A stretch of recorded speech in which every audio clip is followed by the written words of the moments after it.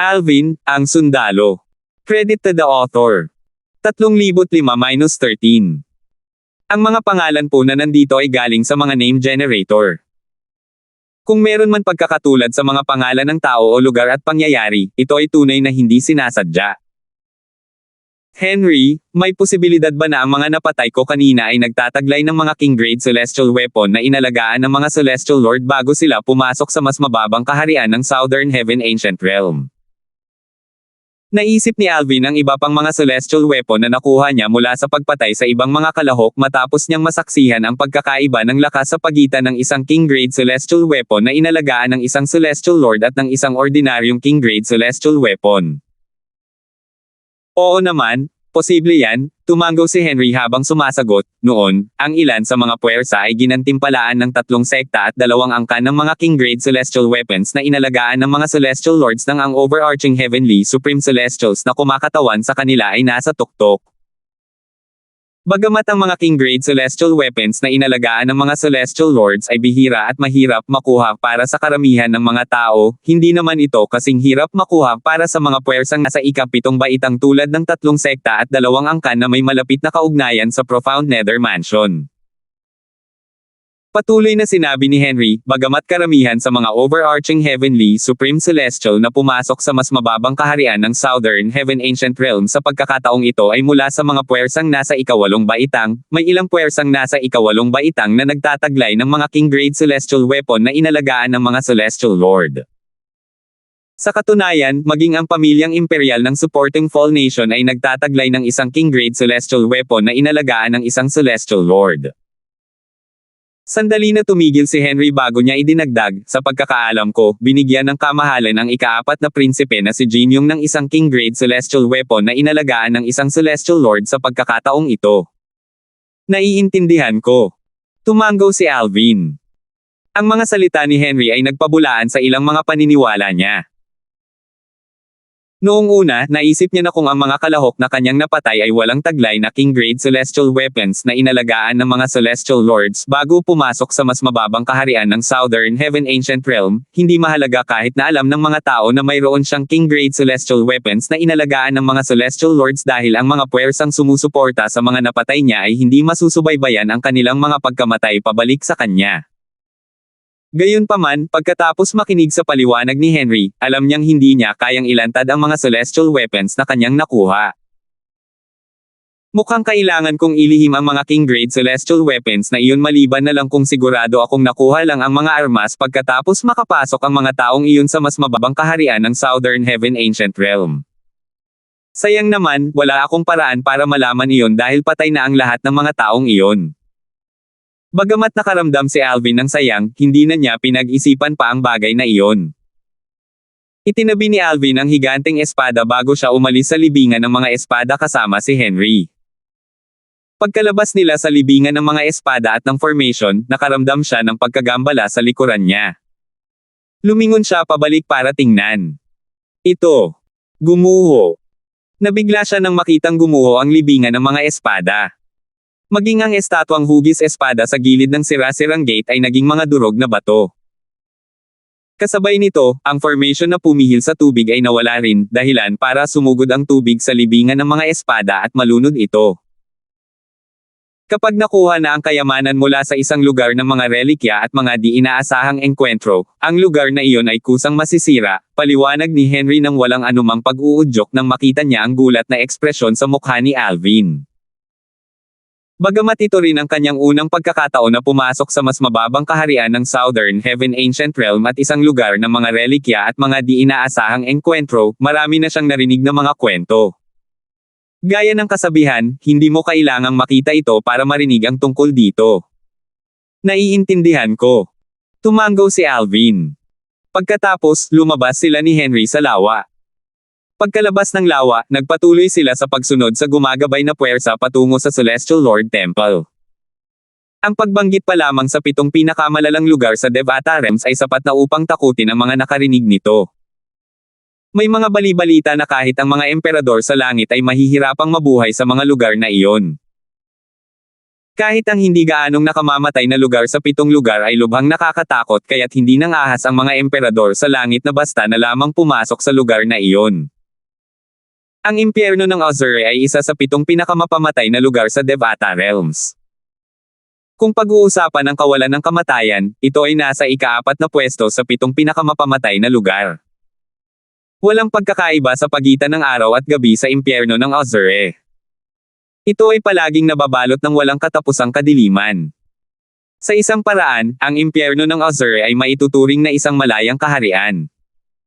Bagamat mas maliit ito kaysa sa Devata Realms, ito ay kasing laki ng isang kaharian ng mga Diyos. Ang langit sa impyerno ng Azure ay pula na parang dugo. Sa katunayan, maging ang lupa ay pula, at isang ambon na parang dugo ang nakalutang sa hangin sa buong taon. Tila ang buong lugar ay kinulayan ng pula ng dugo. Ang amoy ng dugo ay kumalat din sa buong lugar. Sa pasukan ng impyerno ng Azure. Mamatay ka! Sigaw ng isang boses. Maya-maya, isang lalaking nasa katanghaliang gulang na may mantsa ng dugo sa mukha at damit ang nakitang pumapailan lang sa langit. Sa sandaling ito, siya ay nakikipaglaban sa isang napakalaking sawa na sumusugod sa kanya mula sa malayo. Pulang dugo ang mga kaliskis ng higanteng sawa. Ang katawan nito ay daan-daang metro ang haba.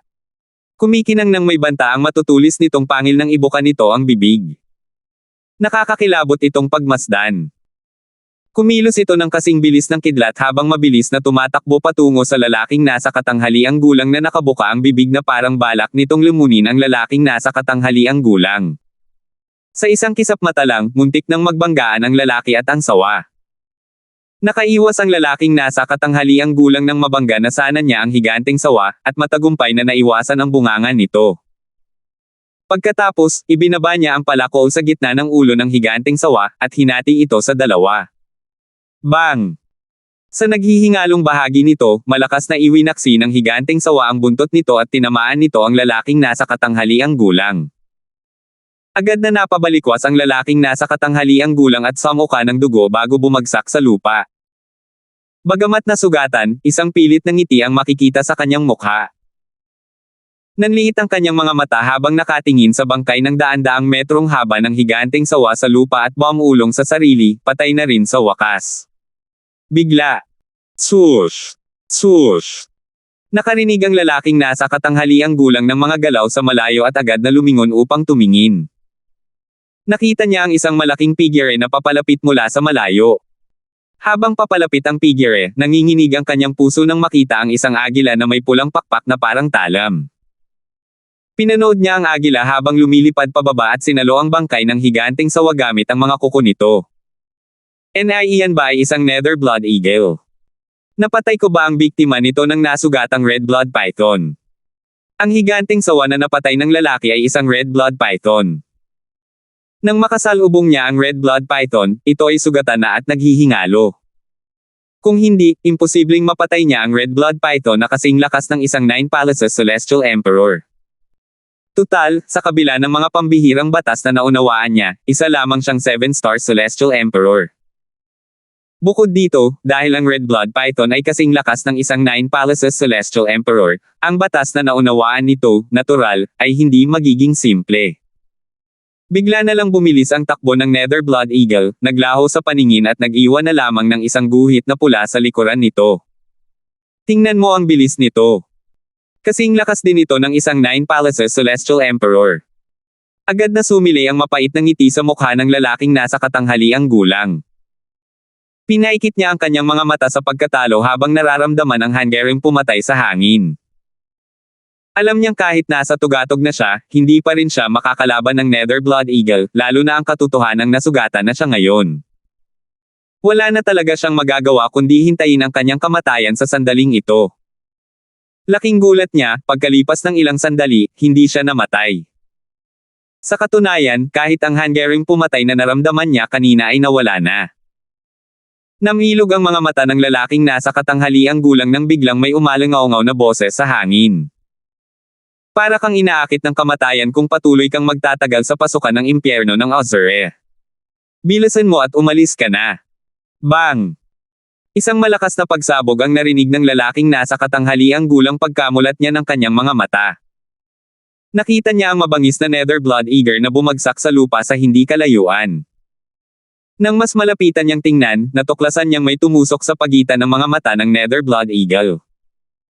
Bukod doon, natuklasan niya na ang katawan ng nether blood eagle ay puno ng maraming bagong sugat na may iba't ibang laki. Para itong tinusok ng 10,000 palaso. Parang tumigil sa pagtibok ang kanyang puso nang sa wakas ay maramdaman niya ang mahinang aura ng isang nakakatakot na lalim ng isang batas. Ay ang El batas ng pagkawasak. Maya-maya pa, nakita ng lalaking nasa katanghaliang gulang ang isang figure na nakatayo sa isang espada na lumilipad palayo. Sa isang iglap, ang figure ay naging isang itim na batik sa di kalayuan. Mabilis siyang sumigaw, "Salamat sa pagliligtas mo sa akin, Senyor. Maaari ko bang malaman ang pangalan mo? Kung may pagkakataon ako, tiyak na babayaran ko ang malaking pabor na ito sa hinaharap." Dahil sa kanyang cultivation base, maayos pa rin ang paningin ng lalaking nasa katanghaliang gulang kahit nasugatan. Nakita niya na ang itim na bitik sa di kalayuan ay ang likod ng isang binata. Gayunpaman, hindi niya pinanggahasa na maliitin ang kabilang panig dahil lamang sa ang kabilang panig ay may anyo ng isang binata. Tutal, ang isang taong kayang pumatay ng isang nether blood eagle sa isang kisap mata lamang ay dapat na isang 10-direction celestial emperor. Bukod dito, ang kabilang panig ay malamang na isang 10-direction celestial emperor na nakaintindi ng isang napakalakas na batas. Kung talagang gusto mong suklian ang pabor na ito, pumunta ka sa isang makamundong kaharian na tinatawag na Saint Province Realm at hanapin ang isang binata na nagngangalang Alvin. Dalhin mo siya sa palasyo ng emperador sa langit sa Solitary Destructive Heaven. Lumingon ang figure sa espada upang tingnan ang lalaking nasa katanghaliang gulang, at isiniwalat ang isang gwapong binata na may malamig at seryosong ekspresyon sa mukha. Bago siya lumipad palayo gamit ang kanyang espada at naglaho sa harap ng lalaking nasa katanghaliang gulang, sinabi niya, "Tawagin mo rin akong Bert Ing." Bert Ing. Nang marinig ang mga salitang iyon, nanlaki ang mga mata ng lalaking nasa katanghaliang gulang sa takot, at ang kanyang ekspresyon ay lubhang nagbago. Hindi ba? Hindi ba iyon ang pangalan ng matandang Heavenly Emperor ng Solitary Destructive Heaven?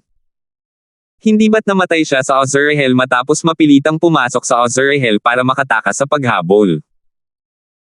Bagamat ang lalaking nasa katanghaliang gulang ay hindi mula sa Solitary Destructive Heaven, narinig na niya ang tungkol sa nakakatakot na Heavenly Emperor ng Solitary Destructive Heaven at kung gaano ito kagaling. Sa loob-loob niya ay naisip niya, babalik ba siya sa Solitary Destructive Heaven at sakupin ang palasyo ng Heavenly Emperor? 3,006. Ha! Nawala ba? Sinundan ni na Alvin at Henry ang gumagabay na puwersa, pataas at pababa. Kalaunan, nawala rin ang gumagabay na puwersa nang makarating sila sa isang malawak na desyerto. Nagtitigan pa rin sina Alvin at Henry nang may pagtataka nang magsimulang tumunog at manginig ang dala-dala nilang accumulative points jade. Bago pa sila makareact, nakaramdam sila ng isang pagsabog ng mahiwagang puwersa na lumitaw mula sa hangin at binalot sila. Dahil sa mahiwagang puwersang iyon, nanigas ang kanilang mga katawan. Agad silang nawala ng malay. Nakakakilabot na puwersa. Kadiliman na lamang ang nakikita ni Alvin sa harap ng kanyang mga mata matapos mawala ang kanyang kakayahang kumilos dahil sa misteryosong puwersa. Hindi na niya makita si Henry o ang malawak na desyerto sa ilalim niya. Likas niyang pinipilit na makawala sa pagkakahawak ng puwersa, ngunit ito ay walang saysay. Sa sandaling madikit ang kanyang enerhiya sa misteryosong puwersa, agad na maglalaho ang kanyang enerhiya. Naku, tumigil ka na sa pagpupumiglas. Ang lakas ng puwersang ito ay katulad ng sa isang celestial lord. Kung hindi ako nagkakamali, ipinapadala ka nito sa kung saan. Ang parang batang boses ng Chaos Divine Earth ay umalangaw-ngaw sa isip ni Alvin sa sandaling ito. Parang isang transportation formation. Isang transportation formation. Sa paalala ng Chaos Divine Earth, tumigil sa pagpupumiglas si Alvin. Agad na nagliwanag ang kanyang mga mata. Dapat ay ipinapadala ako ng puwersang ito sa Celestial Lord Temple. Pagkalipas ng halos 100 paghinga, si Alvin, na nababalot pa rin ng kadiliman, ay natuklasan na siya ay nakatapak sa matibay na lupa hindi tulad ng kanina na para bang lumilipad siya sa ere. Di nagtagal, lumitaw ang liwanag at tinalo ang kadiliman.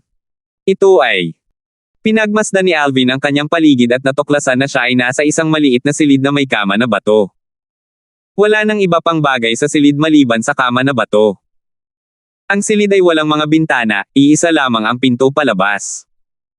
Ang pinto ay kumikinang na may mahinang liwanag na nagpapahiwatig na mayroong isang uri ng formation dito. Saan nagpunta si Henry? Tanong ni Alvin nang matuklasan niyang wala si Henry sa tabi niya. Pinapante ba siya sa ibang kwarto? Tulad ng hula ni Alvin, si Henry nga ay ipinadala sa isa pang maliit na silid. Nang matuklasan ni Henry na wala si Alvin, likas niyang gustong lumabas ng silid upang hanapin si Alvin. Gayunpaman, nang mahawakan niya ang pinto, lalong lumakas ang liwanag sa paligid. Pagkatapos, isang boses ang umalangaw sa hangin, nakapareho ng boses na nagsalita pagkatapos niyang makakuha ng 10 puntos sa kanyang accumulative points Jade kanina. Maligayang pagdating sa Celestial Lord Temple. Nasa isang ligtas na silid ka na ngayon sa loob ng Celestial Lord Temple. Kahit ang isang 10 Direction Celestial King ay hindi makakapasok sa silid na ito. Mayroon ka ng dalawang pagpipilian ngayon. Una, manatili sa silid na ito at mag-cultivate. Automatiko kang ipapadala palabas ng isang formation kapag oras na para umalis sa lower realm ng Southern Heaven Ancient Realm. Sa isang paraan, ito ay isang gantimpala para sa pagkuha ng 10 puntos. Hindi mo na kailangang maghanap ng labasan sa lower realm ng Southern Heaven Ancient Realm. Pangalawa, maaari kang umalis sa silid na ito upang maghanap ng mga hindi inaasahang enkwentro sa Celestial Lord Temple. Gayunpaman, nasa panganib kang makasalubong ang iba na pinili ring maghanap ng mga hindi inaasahang enkwentro sa Celestial Lord Temples. Pag-isipan mo ito bago ka magdesisyon. Napangiti na lamang si Henry nang marinig ang dalawang pagpipilian. May pagpipilian ba talaga siya? Garantisado ang kanyang kaligtasan kung nasa tabi siya ni Alvin.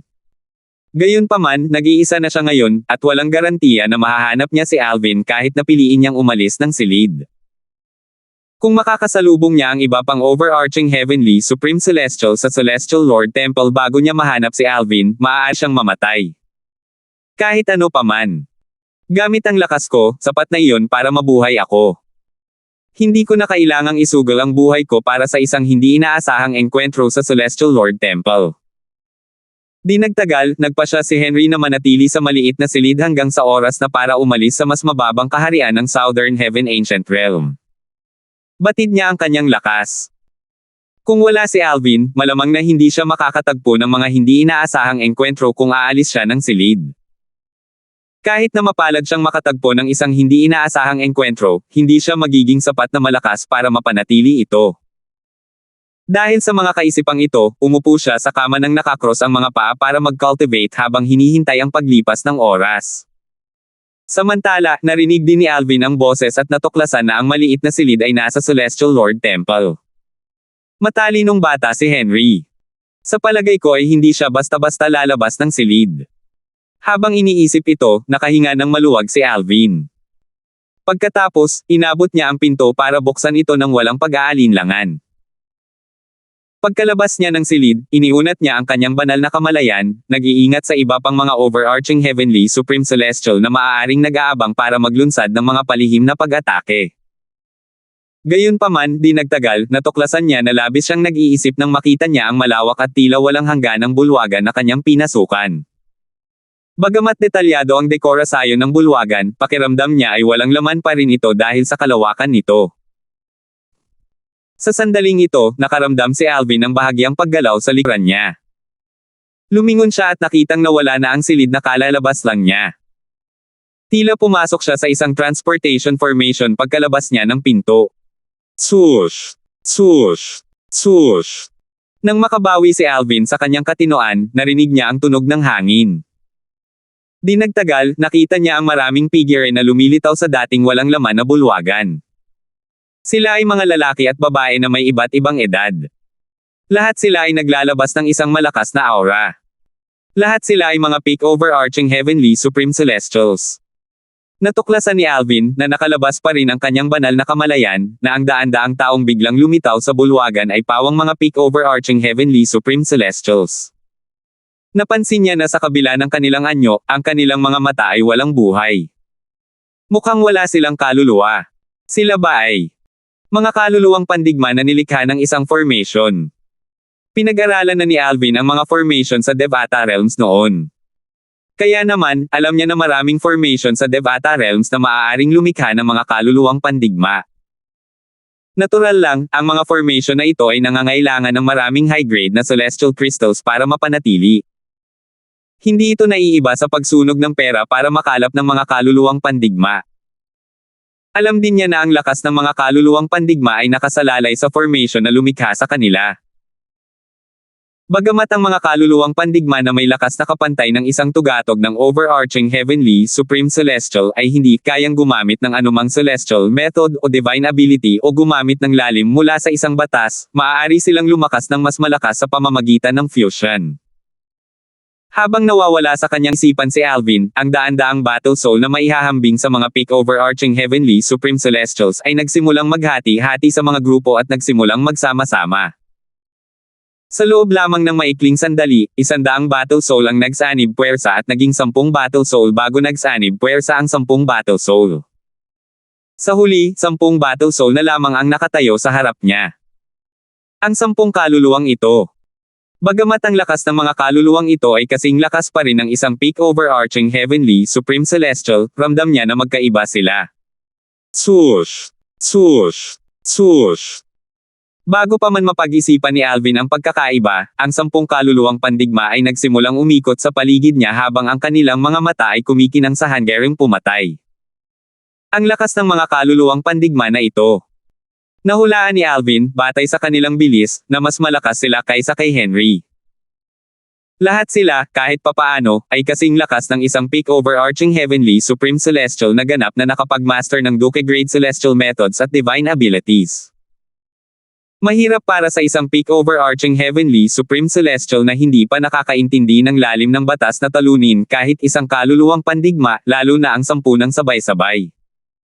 Ito ba ang unang pagsubok sa Celestial Lord Temple?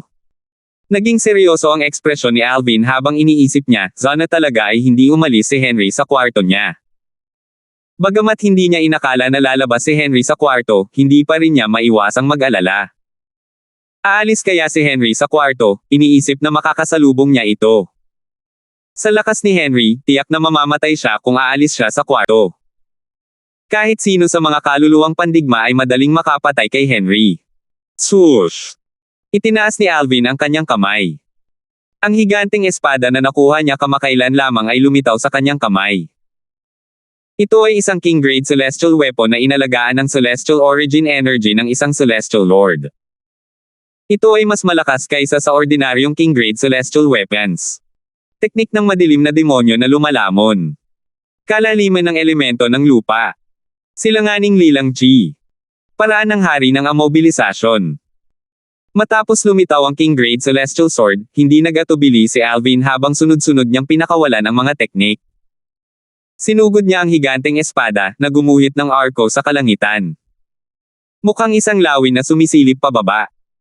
Ang espadang naglalaman ng kanyang buong lakas ay nag-iwan ng mga alon at pagsabog. Swoosh! Di nagtagal, ang higanteng espada ay tumama sa isa sa mga kaluluwang pandigma, nahati ito sa dalawa bago pa man ito makagalaw. Agad itong naging abo. Swoosh! Nagpatuloy ang higanteng espada sa kanyang landas at nilipol ang dalawa pang kaluluwang pandigma. Pagkatapos, tumungo ito sa ika-4 na kaluluwang pandigma. Samantala, ang kawalan ay umugang at umuga. Bigla na lang, natuklasan ni Alvin na ang kanyang higanteng espada ay tila nagyelo sa hangin na parang pinipigilan ito ng isang puwersa. Gayunpaman, wala siyang maramdamang anumang puwersa sa bulwagan na maaaring pumipigil sa kanyang higanteng espada. Anong nangyayari? Ang kakaibang eksenang ito ay nagdulot ng bahagang pagkabalisa kay Alvin. Hindi niya alam kung ano ang nangyayari. Sa katunayan, parang gumagalaw pa rin ang higanteng espada at kontrolado pa rin niya ito. Gayunpaman, taliwas sa kanyang naramdaman, ang higanteng espada ay hindi gumagalaw. Si Alvin, na lalong nagiging balisa, ay biglang narinig ang parang batang boses ng Chaos Divine Earth sa kanyang isipan. Ito ang batas ng panahon. 3007. Ang batas ng panahon. Natigilan si Alvin.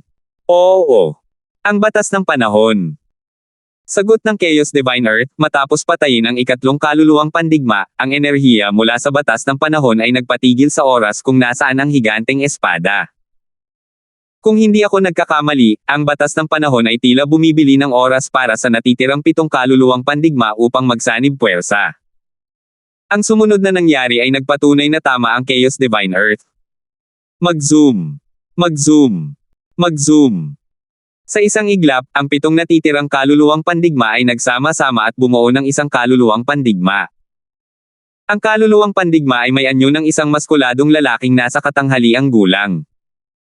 Ito ay mahigit 2 metro ang taas at mukhang matibay na parang isang toreng bakal. Ang nakaumbok na kalamnan at halos pumutok na mga ugat ng lalaking nasa katanghaliang gulang na walang kamiseta ay nagpakita ng kanyang kahangahangang lakas. Hindi nagtagal at lumitaw ang eksaktong replika ng higanteng espada ni Alvin sa kanyang kamay. Maging ang replikadong espada ay may parehong aura ng orihinal. Sa kabila ng pagiging isang replika, ito ay, sa lahat ng layunin at layunin, isang king-grade celestial weapon na inalagaan ng celestial origin energy ng isang celestial lord. Kaya ko nang gumalaw ulit. Nang matuklasan ni Alvin na kaya niya palang igalaw muli ang kanyang higanteng espada, natuklasan niyang hindi tumama ang kanyang atake dahil wala na roon ang kanyang target. Nako, hindi magiging madali para sa iyo na talunin ang kaluluwang pandigma na ito. Sa ngayon, ang lakas nito ay kapantay na ng isang peak overarching heavenly supreme celestial na nakaunawa sa lalim ng isang batas. Sa katunayan, maaaring mas malakas pa ito ng kaunti kaysa doon, sabi ng Chaos Divine Earth, tutulungan kita sa kritikal na punto kapag lumaban ka. Gayunpaman, ang magagawa ko lang ay palakasin ang iyong mga depensa. Maaari mo lamang iasa sa iyong sarili ang pagpatay dito. Sayang at natutulog pa ang Profound Divine Metal. Kung gising siya, maaari siyang sumanib sa unang anyo ng Profound Divine Metal na natagpuan mo lang at mag-evolve sa isang ikatlong anyo ng Profound Divine Metal. Sa oras na iyon, mapalakas niya ang iyong mga atake sa pamamagitan ng pagsasama sa iyong offensibong celestial weapon. Nang marinig ang mga salita ng Chaos Divine Earth, napagtanto ni Alvin kung gaano kalakas ang battle soul na nasa harap niya. Muling lilito ba ang batas ng panahon? Kung lilito ito at pipigilan ang aking mga galaw, madali akong mapapatay ng kaluluwang panlaban. Si Alvin ang higit na nag-aalala tungkol sa batas ng panahon.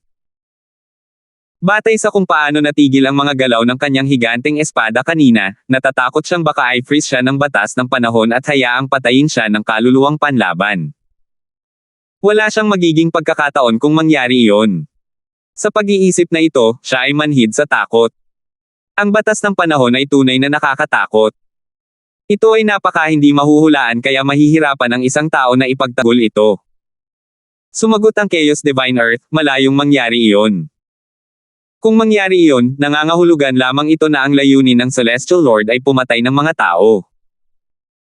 Sa paggawa ng isang bagay na tulad niyan, ano ang maidudulot nito sa Celestial Lord na lumikha ng Southern Heaven Ancient Realm?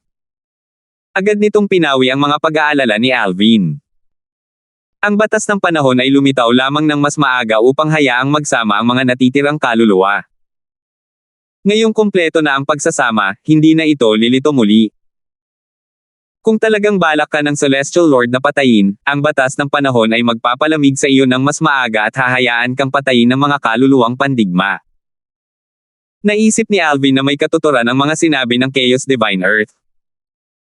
Patuloy na sinabi ng Chaos Divine Earth, ang pagpatay sa battle soul na ito ang dapat na unang pagsubok mo sa Celestial Lord Temple. Nangangahulugan ito na ang mga susunod na pagsubok ay magiging mas mahirap ng mas mahirap. Alam ko. Tumanggaw si Alvin. Pagkatapos, lumingon siya upang tingnan ang huling kaluluwang panlaban. Ngayon, magiging maayos na ako hanggat hindi na muling lilito ang batas ng panahon. Swoosh! Gumagalaw na ang kaluluwang pandigma nang matapos magsalita si Alvin. Iwinasiwas nito ang higanteng espada at sinaksak si Alvin na parang sinusubukan nitong hatiin siya sa dalawa. Ang paraan ng paggamit nito ng higanteng espada ay katulad ng kay Alvin kanina. Swoosh! Ngumisi si Alvin. Inilabas niya ang lahat ng kanyang lakas habang iwinagayway ang kanyang higanteng espada nang harapin ang mabangis na atake ng kaluluwang pandigma. Kumalabog. Nang magbanggaan ang dalawang higanteng espada, umalangaw-ngaw sa hangin ang mga tunog ng pagsabog habang ang shockwave ay kumalat sa paligid. Boom! Ang shockwave mula sa banggaan ng mga higanteng espada ay lubhang nakakatakot. Ang kawalan ay nayanig at umugaw habang lumalabas ang shockwave. Pagkatapos, nagsimulang lumindol ang buong bulwagan nang tumama ang shockwave sa mga dingding. Ito ay parang isang kakilakilabot na lindol. Napakalakas. Kapantay ng lakas ko ang lakas nito. Batay sa naramdaman niyang pag-atre sa kanyang mga kamay, mas naunawaan ni Alvin ang lakas ng Battle Soul. Dahil sa kaalamang ito, alam niyang mahihirapan siyang manalo kung sa puwersa lamang siya aasa. Kakailanganin niyang mag-isip ng matalino para manalo. Mabuti na lang at nasa panig niya ang Chaos Divine Earth. Samantala, isang binata na nakaabong damit nakakatapos lang ng kanyang pagsubok sa isa pang bulwagan ang lumabas. Pagkalabas niya ng kanyang bulwagan, lumingon siya at nakitang transparent ang mga dingding. Nakikita niya ang loob ng bulwagan na kanyang kinaroroonan at ang iba pang mga bulwagan. Iyon ay maya-maya, natuklasan ng binata ang maraming taong nagtitipon sa harap ng isang pader sa bulwagan. Mga 5 o 6 na tao ang nanunood ng isang labanan sa isa sa mga bulwagan habang nag-uusap-usap sila. Ang binata na nakasuot ng lilang damit ay malamang nagdala ng ibang tao sa Celestial Lord Temple. Kung hindi niya kailangang makipaglaban sa isang nakakatakot na kaluluwang pandigma. Dati, si Tommy Hong, ang prodigy mula sa Compassionate Cloud Sect, ay napatay ng isang Battle Soul na tulad nito. Naunawaan na ni Tommy Hong ang batas ng fundamental profundity ng kahoy, ang wood elemental profundity, ngunit namatay pa rin siya matapos makipagpalitan ng halos 100 galaw sa Battle Soul. Tommy Hong. Tama. Nabalitaan kong tinulungan niya ang kanyang nakababatang kapatid na makaipon ng 10 puntos para makasama niya ang kanyang nakababatang kapatid na makapasok sa Celestial Lord Temple. Bagamat hindi lumabas ng silid ang kanyang nakababatang kapatid, kinailangan pa ring pagbayaran ni Tommy Hong ang halaga ng pagtulong sa kanyang nakababatang kapatid na mandaya makapasok sa templo ng Panginoong Celestial. Ang Panginoong Celestial na lumikha ng lugar na ito ay magpapataas ng kahirapan para sa mga mandaya. Medyo halata naman yan. Para sa parehong pagsubok, kailangan lang nating harapin ang 10 Battle Soul na may lakas na maihahambing sa isang peak overarching Heavenly Supreme Celestial. Gayunpaman, tingnan mo kung gaano kaitikot ang Battle Soul na kailangang harapin ng binata na nakasuot ng lila. Nasaksihan ko ang laban ni Tommy Hong. Noong una, pantay ang kanilang laban ngunit pagkatapos magpalitan ng halos 100 galaw, muling tumaas ang lakas ng Battle Soul. Agad itong naging kasing lakas ng isang peak overarching Heavenly Supreme Celestial na nakaintindi ng dalawang lalim ng isang batas. Madali nitong napatay si Tommy Hong pagkatapos noon. Sa kasalukuyan, ang lakas ng binata na nakasuot ng lila ay kapantay ng Battle Soul. Sa palagay ko ay tataas ang lakas ng Battle Soul sa loob ng 100 gaw o higit pa. Sa oras na iyon, tiyak na mamamatay ang binata na nakasuot ng lila. Tumingin sa paligid ang binata na nakaabong damit at natuklasan na ang gitna ng bulwagan ay isang bakanteng espasyo na may mga transparent na pader sa paligid, na nagbibigay daan sa isa na makita ang iba pang mga bulwagan. Ang daming tao rito. Bukod sa bulwagan kung saan nagtitipon ang iba sa harap, mayroon ding ilang iba pang mga bulwagan kung saan nag-aaway din ang mga tao. Ang mga nasa ibang bulwagan ay nakikipaglaban sa mga kaluluwang pandigma na katulad ng mga nakasalamuhan ng binata na nakasuot ng kulay abong damit noong unang pagsubok niya. Kailangan niyang talunin ang 10 kaluluwang pandigma na may lakas na maihahambing sa isang peak overarching Heavenly Supreme Celestial na ganap na nakapag-master ng kanyang Duke Grade Celestial Methods at Divine Abilities. Nang tiningnan niya ang ibang mga bulwagan, napansin niyang medyo malalakas ang mga tao sa bulwagan. Ilan sa kanila ang madaling nakatalo sa mga kaluluwang pandigma. Ang lakas ng mga taong ito ay kapantay ng kanyang lakas. Malamang ay naunawaan din nila ang lalim ng isang batas. Ang bulwagan na iyon. Di nagtagal, ang binata na nakaabong damit ay naudyukan ng kanyang kuryosidad na tumingin sa bulwagan kung saan nagtitipon ang lahat sa harap. Siya yan. Sa isang sulyap pa lang, nakilala niya ang binata na nakasuot ng lila na nakikipaglaban sa bulwagan. Ang binata na nakasuot ng lila ay walang iba kundi si Alvin, ang henyo na walang sekta mula sa supporting Fall Nation. Ang kalaban niya. Pagkatapos noon, napansin ng binata na nakaabong damit na ang Battle Soul na kinailangang harapin ni Alvin ay hindi pangkaraniwang malakas kumpara sa sama-samang lakas ng 10 Battle Soul na kinailangang harapin niya. Seryoso ang kanyang ekspresyon habang iniisip niya, kailangan ko rin ng mahigit 30 galaw para mapatay ito pagkatapos kong ilabas ang lahat ng aking lakas. Bukod dito, batay sa usapan sa paligid, tila babubuti ang lakas ng Battle Soul pagkatapos ng humigit kumulang 100 galaw. Patuloy na time na nag-uusap ang mga manunood habang pinapanood nila si Alvin. Karamihan sa kanila ay hindi inakala na makakaligtas si Alvin. Nakapagpalitan na sila ng 22 galaw. Kahit na makapangyarihan ang binata na nakasuot ng lilang ito, nakatakda siyang mamatay kung hindi niya ito matatalo sa loob ng 100 galaw. Napakalakas ng Battle Soul. Tiyak na mamamatay ako kung haharapin ko ito. Bukod pa rito, hindi tayo maaaring umasa sa mga panlabas na puwersa sa Southern Heaven Ancient Realm kaya walang silbi ang mga Celestial Talisman at Celestial Pills dito. Tama iyan. Hanggat taglay nila ang celestial origin energy ng isang celestial duke o ng isang mas malakas na tao, hindi sila gagana rito. Kung ang isang peak overarching heavenly supreme celestial ay kumonsumo ng isang medicinal pill na maaaring magpataas ng kanilang lakas sa lakas ng isang celestial duke, agad silang mapapatay ng formation na nagbabantay sa lower realm ng Southern Heaven Ancient Realm. May pagkakataon lamang siyang talunin ang kaluluwang pandigma na ito kung naunawaan niya ang dalawang lalim ng isang batas. Kung hindi, imposibleng manalo siya. Tutal, pareho silang gumagamit ng mga king-grade celestial weapons na inaalagaan ng isang celestial lord. 3,008. Nang marinig ang mga usapan sa kanyang paligid, ang binata na nakaabong damit ay hindi sumang-ayon o hindi sumang-ayon. Mamamatay ba talaga siya? Hindi naman ganoon kaina si Alvin. Dahil sa kanyang pambihirang pinagmulan, ipinagmamalaki niya ang pagiging mahusay na humatol sa karakter. Nang una niyang makita si Alvin, naramdaman niya ang isang pamilyar na aura mula kay Alvin. Bagamat hindi siya sigurado kung anong aura iyon, alam niyang katulad ito ng kanyang angkan at ng kaharian na kanyang pinanggalingan.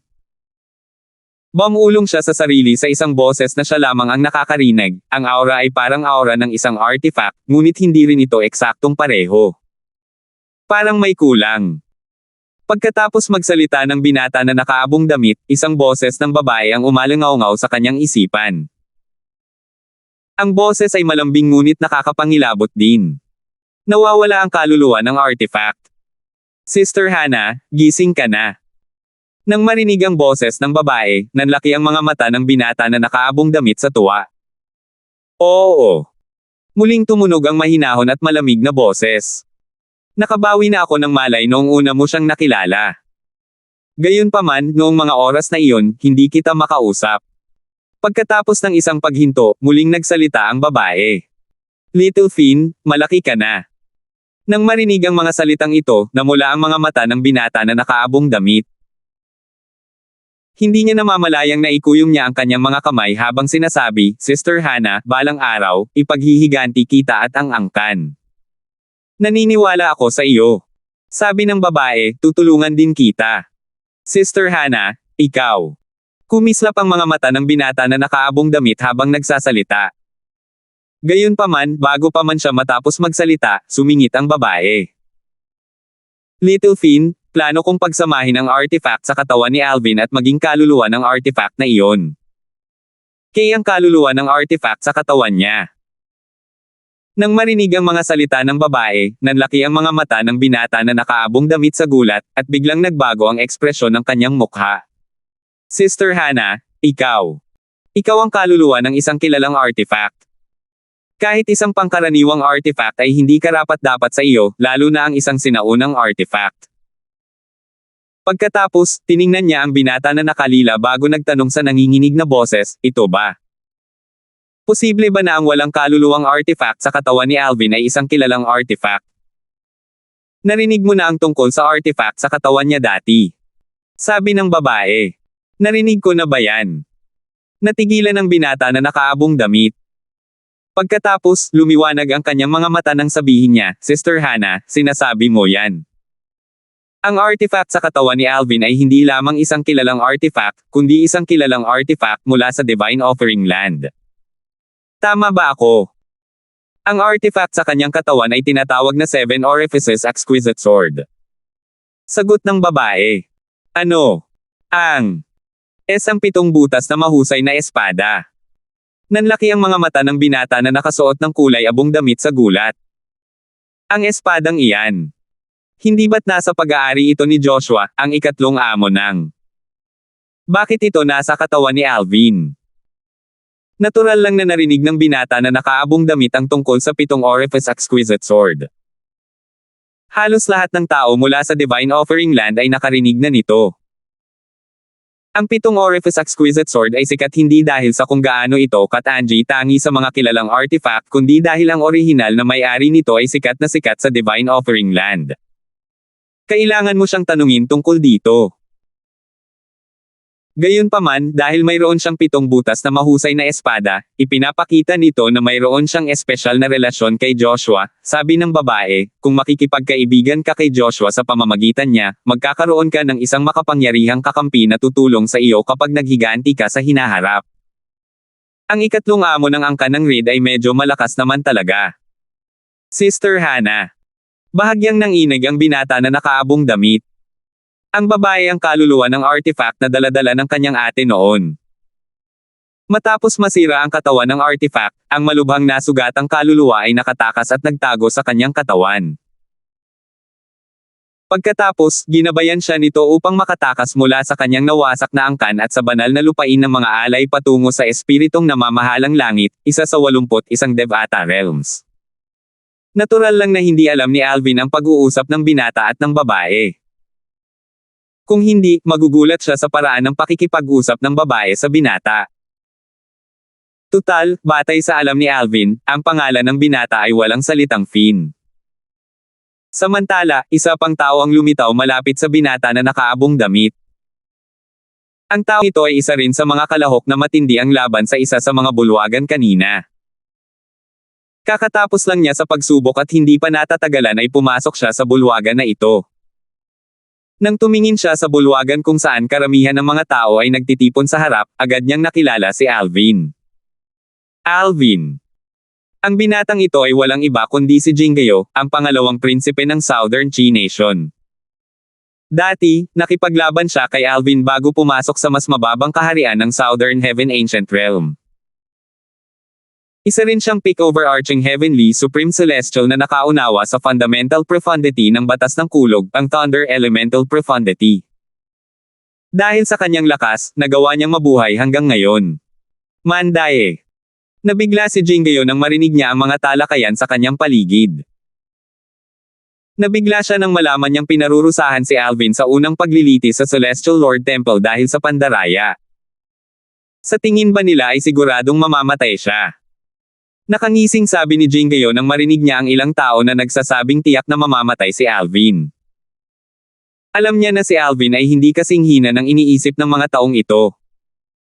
Gayunpaman, ang kaluluwang pandigma na iyon ay tunay na malakas. Ang atake nito ay mas malakas kaysa sa akin noong panahon ng ating labanan.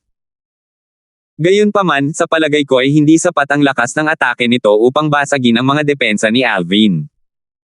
Noon, madaling napigilan ni Alvin ang aking atake. Bukod pa rito, noong panahong iyon, wala siyang purong depensibong king-grade celestial weapon. Ngayon na mayroon na siyang purong depensibong king-grade celestial weapon, tiyak na mas naging malakas ang kanyang depensa. Hindi masisira ng kaluluwang pandigma na iyon ang kanyang mga depensa. Hanggat sinasamantala ni Alvin ang oras na inaatake siya ng kaluluwang pandigma, mapapatay niya ang kaluluwang pandigma. Natural, may panganib din ito.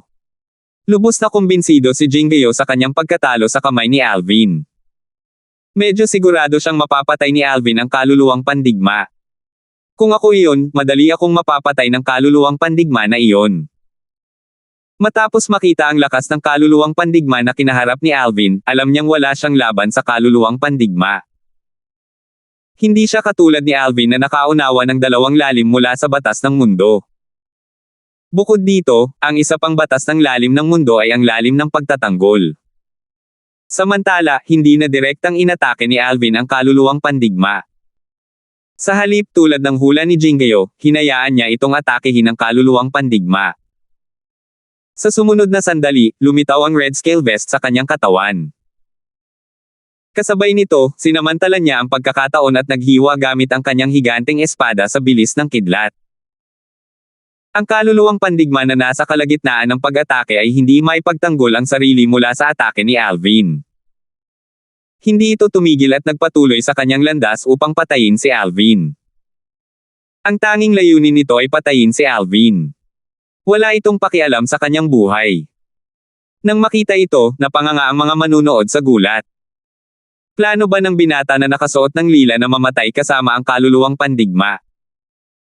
Alam niya siguro na papatayin siya ng galaw na ito kahit na mapatay niya ang kaluluwang pandigma, tama ba? Gayunpaman, ang kasunod na pag-unlad ay higit sa kanilang inaasahan. Sa kabaligtaran, bahagyang ngumiti si Jingayo, mukhang mayabang na tama ang hula niya. Alam ko na. Samantala, ang binata na nakaabong damit na nakikipag-usap sa kaluluwa ng artifact sa kanyang isipan ay nabalik sa kanyang katinoan nang marinig ang mga bulala sa kanyang paligid. Sus Mariosep! Kay lakas na depensa nito. Hinarang niya ang buong atake mula sa Battle Soul gamit lamang ang kanyang depensibong King Grade Celestial Weapon. Paano niya nagawa iyon? Ang kanyang depensibong King Grade Celestial Weapon ay mukhang hindi inalagaan ng isang Celestial Lord. Sa katunayan, kahit na inalagaan ito ng isang Celestial Lord, hindi pa rin ito lubos na mapipigilan ang atake ng Battle Soul na iyon, tama ba? Siguro naunawaan niya ang pangalawang lalim mula sa batas ng mundo. Bukod dito, ang pangalawang lalim ay dapat na isang depensibong lalim. Kung hindi, ang kanyang mga depensa ay hindi magiging ganito kalakas at nakakatakot. Matapos marinig ang mga salitang ito, nakita ng binata na nakasuot ng kulay abong damit na inatake ng kaluluwang pandigma si Alvin gamit ang lahat ng lakas nito ngunit nabigong makapasok sa pulang vest sa katawan ni Alvin. Kasabay nito, nagawang tuluyang wasakin ng eksplosibong atake ni Alvin ang kaluluwang pandigma. Nakakatakot ang lalaking ito. Nakakatakot siya. Sa tingin ko ay hindi maraming tao ang makakalusot sa depensa niya, di ba? Sino siya? Paano siya naging napakalakas? Ngayon ko lang siya narinig tungkol sa akin. Tinawag ng binata ang pangalan niya kanina. Siguro kilala niya ito. Dahil doon, lahat ay tumingin kay Jingayo na may pagtataka. Kalmadong sinabi ni Jingayo nang walang anumang paunang salita, ang pangalan niya ay Alvin. Isa siyang henyo na cultivator na walang sekta na kumakatawan sa supporting Fall Nation sa Thousand Nations territory. Isang henyong cultivator na walang sekta na kumakatawan sa supporting Fall Nation sa Thousand Nations territory. Nagulat ang karamihan sa mga tao sa mga sinabi ni Jingayo. Inakala nilang nagmula si Alvin sa isang puwersang nasa ika-7 baitang matapos masaksihan ang kanyang lakas. Samantala, si Alvin nakakatapos lang sa pagsubok ay pumasok sa bulwagan kung saan nagtitipon ang lahat. Ha! Hindi niya inaasahan na makakakita ng ganito karaming tao pagkatapos niyang lumabas ng bulwagan. Bukod pa rito, nakilala pa niya ang dalawa sa mga taong naroon. Sila ay walang iba kundi si Jingayo, ang pangalawang prinsipe ng Southern Chi Nation, at si Jude, ang henyong cultivator na walang sekta mula sa East Ming Nation. 3,000 siyam. Parang mga taong ito ang nakapasa sa paglilitis. Pinagmasdan ni Alvin ang kanyang paligid. Hindi lamang niya natuklasan na lahat ng bagay sa bulwagan na kanyang nilabasan ay makikita, kundi natuklasan din niya na nakikita niya ang lahat ng nangyayari sa ibang mga bulwagan. Mayroong kabuoang 10 bulwagan, at 3 sa mga bulwagan ay okupado ng mga kalahok na dumadaan pa rin sa paglilitis. Ha! Matapos panoorin ni Alvin ang mga pagsubok ng ibang mga kalahok ng ilang sandali, sumimangot siya. Nakita niyang isa sa mga kalahok ang nakapatay ng 7 kaluluwang pandigma, ngunit ang natitirang 3 kaluluwang pandigma ay walang ipinakitang senyales ng pagsasama. Sa huli, napatay ng kalahok ang 3 sa mga kaluluwang pandigma nang hindi sila nagsasama. Ang natitirang 2 kalahok ay nakapatay din ng mahigit sa 5 kaluluwang pandigma bawat isa. Gayon din, ang mga kaluluwang pandigma ay walang ipinakitang senyales ng pagsasama. Nainis at naguluhan si Alvin dito. Ito. Anong nangyayari? Bakit mas mahirap ang pagsubok ko kaysa sa kanila? Kasabay nito, napansin ni Jinggyo, ang pangalawang prinsipe ng Southern Chi Nation, ang nalilitong ekspresyon sa mukha ni Alvin. Siya ang nagkusa at nagsabi, Alvin, natulungan mo ba ang ibang tao na makakuha ng 10 puntos para makapasok sa Celestial Lord Temple? May pag-aalinlangang tiningnan ni Alvin si Jinggyo. Bagamat hindi alam ni Alvin kung bakit ganoon ang itinatanong ni Jinggyo, tumango pa rin siya bilang tugon. Sa katunayan, tinulungan niya si Henry Hamilton na makakuha ng 10 puntos para makapasok sa Celestial Lord Temple. Tama. Nang marinig ang sagot ni Alvin, sinabi ni Jinggyo, itinuturing na pandaraya ang pagtulong sa isang tao na makakuha ng 10 puntos para makapasok sa Celestial Lord Temple. Kaya naman ang unang pagsubok na hinarap mo pagkatapos mong makapasok sa Celestial Lord Temple ay may mas mataas na antas ng kahirapan. May isang taong hindi mas mahina kaysa sa akin na namatay sa parehong pagsubok na naranasan mo. Mandaraya. Kumunat ang noo ni Alvin. Hindi niya inaasahan na magkakaroon ng ganitong patakaran sa Southern Heaven Ancient Realm. Ngayon lang niya ito narinig noon. Gayunpaman, nang maalala niya na ang mga nakakuha ng 10 puntos at nabigyan ng access sa Celestial Lord ay mawawala ng alaala pagkatapos lumabas sa Southern Heaven Ancient Realm, naisip niya na natural lamang na hindi gaanong kilala ang patakarang ito. Sa sandaling ito, si Jude, ang henyong cultivator na walang sekta mula sa East Ming Nation, ay tumawag, Alvin. Pagkatapos, lumapit siya kay Alvin. Nagulat si Alvin na si Jude ang nagkusang bumati sa kanya. Tumango siya at mahinahong sumagot, Jude. Maaari ba kitang makausap ng pribado? Tanong ni Jude. Kahit hindi alam ni Alvin ang intensyon ni Jude, tumango siya at pumayag sa kahilingan ni Jude nang walang anumang tanong. Maraming salamat po. Nagpasalamat si Jude kay Alvin nang makita niyang pumapayag ang kabilang panig sa kanyang kahilingan. Pagkatapos, inakay niya si Alvin pabalik sa bulwagan na kalalabas lang ni Alvin. Samantala, si Jinggyo, na nakarinig kay Alvin na tinatawag ang pangalan ni Jude, ay napaisip ng malalim. Pamilyar sa kanya ang pangalan. Jude. Tama. Siya ang henyo na kumakatawan sa East Ming Nation. Isa siyang Heaven Stage overarching Heavenly Supreme Celestial na nakaunawa sa kapangyarihan ng batas. Noong Southern Heaven Combat sa East Ming Nation, natalo niya ang lahat ng iba pang kalahok. Sa sandaling ito, nakita ng lahat, kasama na si Jinggyo, sina Alvin at Jude na magkaharap na nakatayo sa bulwagan. Ang likod ni Jude ay nakaharap sa ilang taong nakatayo sa labas. Bigla na lang, isang lalaking nasa katanghaliang gulang ang tumingin kay Jinggyo at mausisa na nagtanong, sinabi mo kanina na ang binata na nakasuot ng lila ay mula sa teritoryo ng libong bansa. Nang marinig ito, ilang tao ang lumingon upang tumingin kay Jinggyo. Oo. Tumango si Jinggyo. Hindi lang siya. Ang kasama niya sa bulwagan at ako ay mula rin sa teritoryo ng libong bansa. Hindi tulad ko, na mula sa Southern Chi Nation, pareho silang mga cultivator na walang sekta. Kinakatawan lamang nila ang supporting Fall Nation at ang East Ming Nation upang makapasok sa Southern Heaven Ancient Realm. Hindi sila mamamayan ng mga bansang kinakatawan nila. Hindi ko inaasahan na 3 tao mula sa Thousand Nations territory ang nakapasok sa Celestial Lord Temple. Bumantong hininga ang lalaking nasa katanghaliang gulang. Sa pagkakataong ito, isang matandang lalaki na nakatayo sa tabi ng lalaking nasa katanghaliang gulang ang nagtanong, ako. Kung hindi ako nagkakamali, ang binata na nakasuot ng lila ay wala pang ang 100 taong gulang, tama ba? Nang sundan ni Alvin si Jude papasok sa bulwagan, likas na ginamit ng matanda ang banal na kamalayan upang siyasatin si Alvin ng ilang sandali. Tila wala pang 100 taong gulang si Alvin, ngunit hindi siya masyadong sigurado. Nang marinig ang mga salita ng matanda, ilang tao, kabilang ang lalaking nasa katanghaliang gulang, ay umiling na parang hindi makapaniwala. Ano? Ang binata na nakasuot ng lila ay wala pang ang 100 taong gulang. Imposible. Paano magiging ganito kalakas ang isang taong hindi pa nga umaabot sa edad na 100? Tama siya, mahinahong sagot ni Jinggyo, hindi lang ang binata na nakasuot ng lila. Ang kasama niyang binata na nakasuot ng abuhin ay wala pang 100 taong gulang. Kung hindi ka naniniwala sa akin, mapapatunayan mo ang mga sinabi ko kapag lumabas na. Ano? Pareho silang. Wala pang 100 taong gulang. Naunawaan ng binata na nakasuot ng lila ang dalawang lalim ng isang batas. Paano siya magiging wala pang 100 taong gulang? Nagbibiro ka ba? Nang marinig ng karamihan ang paniniwala sa mga salita ni Jingayo, hindi na nila siya pinagdudahan.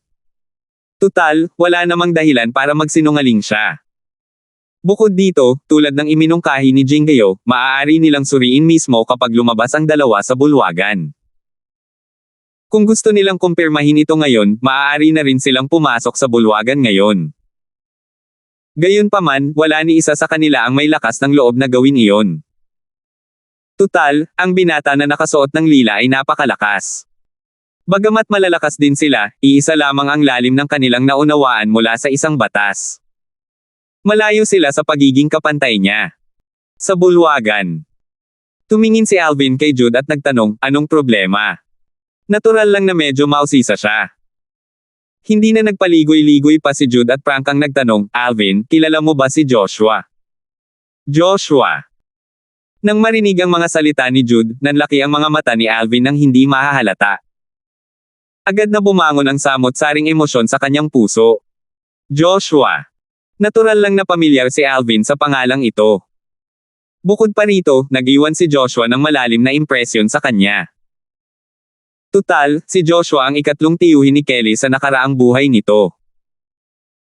Hindi lang iyon, iniligtas din ni Joshua ang buhay nito sa makamundong kaharian at binigyan siya ng isang first form profound divine metal at isang Devata divine sword. Sinong Joshua ang tinutukoy mo? Tanong ni Alvin matapos kumalma.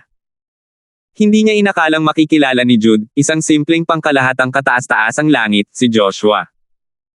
Tutal, si Joshua ay isang taong mas malakas kaysa sa mga emperador ng langit ng mga Devata realms. Siya ay mula sa Divine Offering Land, isa sa mga realms of gods. Si Joshua ang tinutukoy ko, ang ikatlong amo ng Reed clan sa Divine Offering Land. Dahan-daang sabi ni Jude. Nang marinig ang mga salitang banal na lupain ng alay, nagulat si Alvin. Sa katunayan, ang tinutukoy ni Jude ay ang tiyuhin ni Kelly. Naguluhan siya. Paano nalaman ni Jude ang tungkol sa banal na lupain ng alay? Si Jude ay isa lamang pangkalahatang langit na kataas-taasang celestial. Paano niya nalaman ang tungkol kay Joshua at sa banal na lupain ng alay? Huminga ng malalim si Alvin bago nagtanong ng may pikit ng mga mata, paano mo nalaman na kilala ko siya? Matapat na sumagot si Jude, dahil ito sa kitang-kitang artifact sa iyong katawan, ang Seven Orifices Exquisite Sword. Iyan ang espada ni Joshua. Dahil kasama mo na ito ngayon, malamang ibinigay niya ito sa iyo. Ang 7 butas ng kahangahangang espada. Maingat na tumingin si Alvin kay Jude at nagtanong, sino ka? Ako ay mula sa lupain ng banal na alay, mahinahong sabi ni Jude na inaasahan na ang tanong na ito, para maging eksakto, ako ay mula sa Ling clan sa lupain ng banal na alay. Ito ay isang nag-iisa ngunit mapayapang angkan.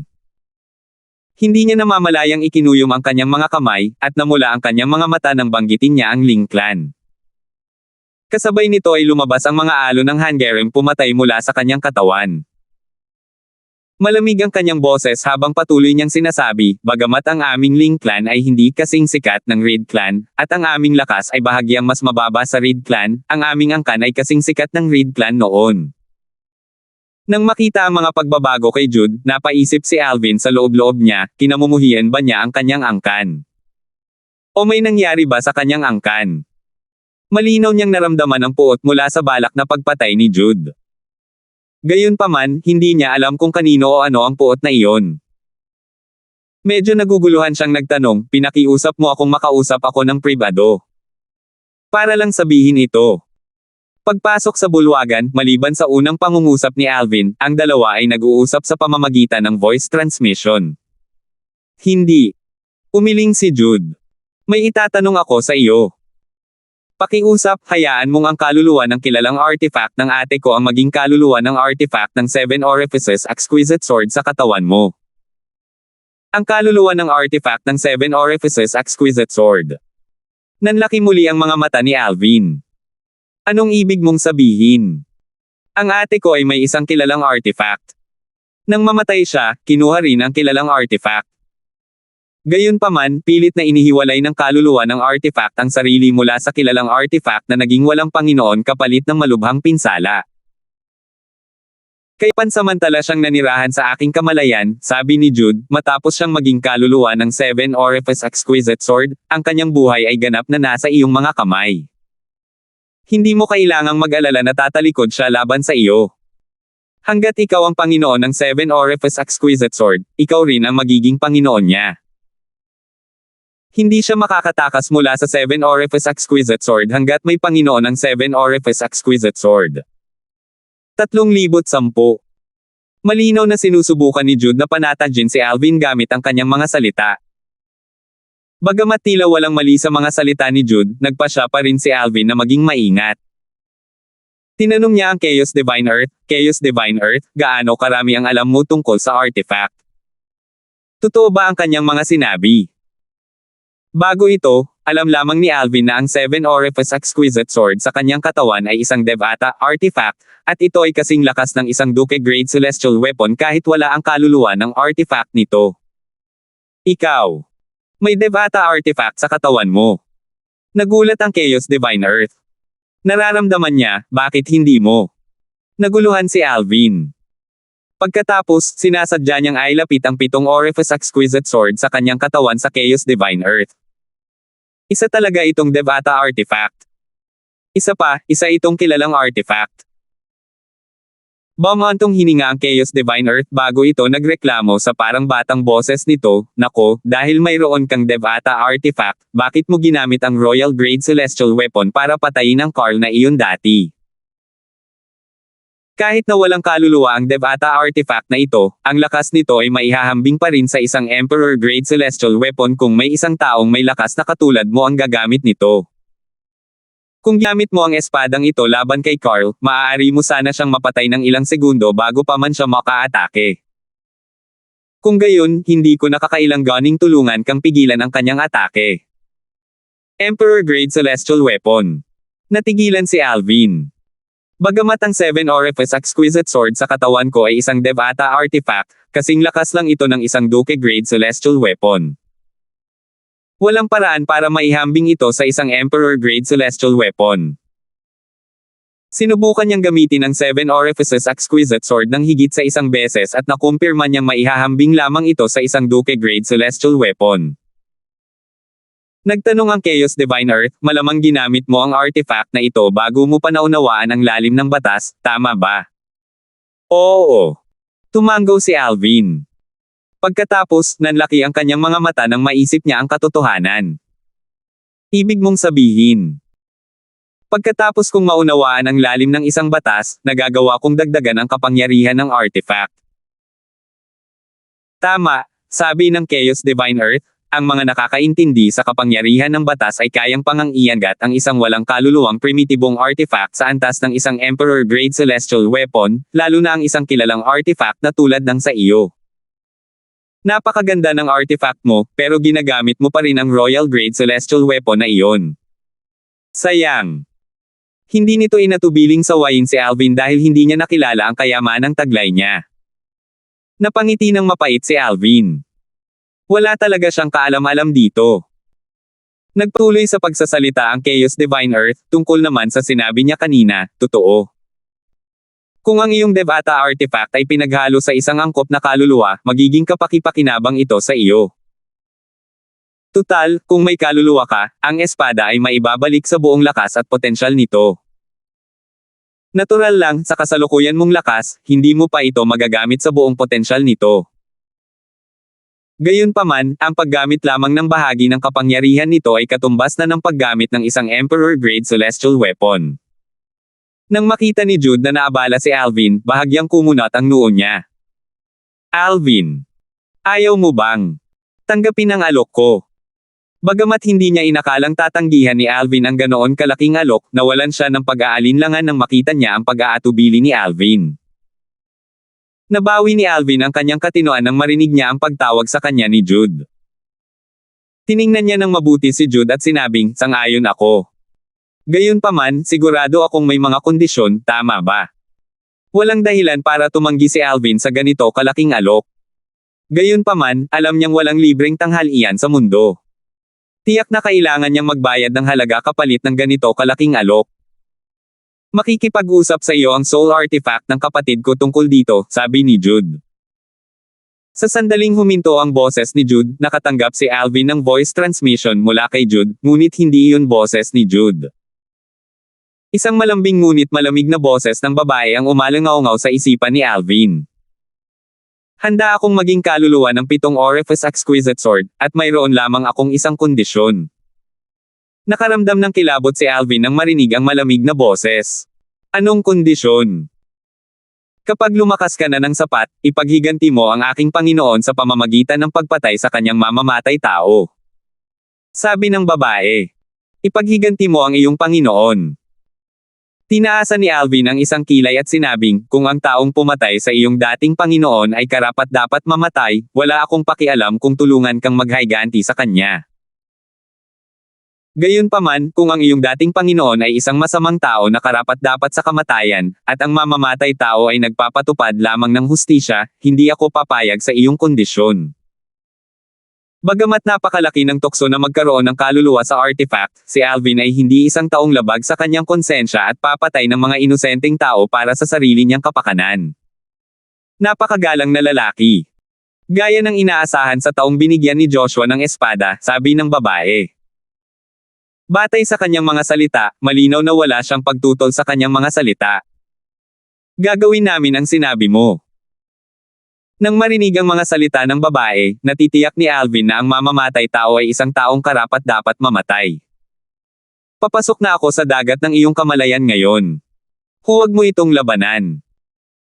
Pagkatapos kong makapasok sa dagat ng iyong kamalayan, unti-unti akong sasanib sa 7 butas na kahangahangang espada sa iyong katawan at magiging kaluluwa nito. Nang tuluyang tumigil ang boses ng babae, may kung anong kumislap sa gilid ng mga mata ni Alvin. Nakita niya ang isang guhit ng berdeng liwanag na sumugod sa kanyang katawan. Chaos Divine Earth, ikaw. Tawag ni Alvin sa Chaos Divine Earth nang makita nito ang guhit ng berdeng liwanag na sumusugod patungo sa kanyang dagat ng kamalayan at kaluluwa. Gusto niyang tulungan siya ng Chaos Divine Earth na limitahan ang kapangyarihan ng Profound Divine Metal na nagbabantay sa kanyang kaluluwa. Bagamat mahimbing na natutulog ang Profound Divine Metal, likas pa rin nitong pinuprotektahan ang kaluluwa ni Alvin.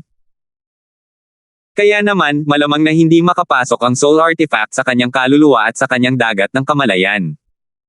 Huwag kang mag-alala. Tila alam ng Chaos Divine Earth ang gustong sabihin ni Alvin. Hindi haharanggan ng Profound Divine Metal ang kanyang kaluluwa.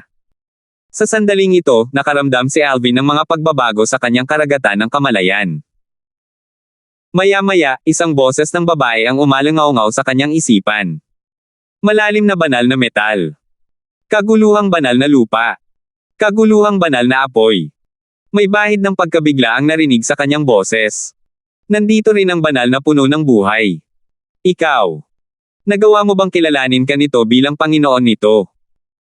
Alam niyang matagumpay na nakuha ni Alvin ang banal na puno ng buhay noon, ngunit hindi niya inaasahan na magagawa nitong kilalanin siya ng banal na puno ng buhay bilang Panginoon nito. Bumantong hininga siya sa pagkamangha. Sa katunayan, mayroon kang 99 na mga heavenly veins. Hindi nakakapagtaka. Hindi nakakapagtaka na pinili ka ni Joshua. Pinili ako ni Joshua. Anong ibig mong sabihin? Kumunat ang noo ni Alvin sa pagkalito. Hindi ba ikaw ang kahalili na hinahanap ni Joshua sa Devata Realm? Naguluhan ng bae. Hindi, mahinahong sagot ni Alvin, maaari na kaming ituring ni Joshua bilang mga kamag-anak.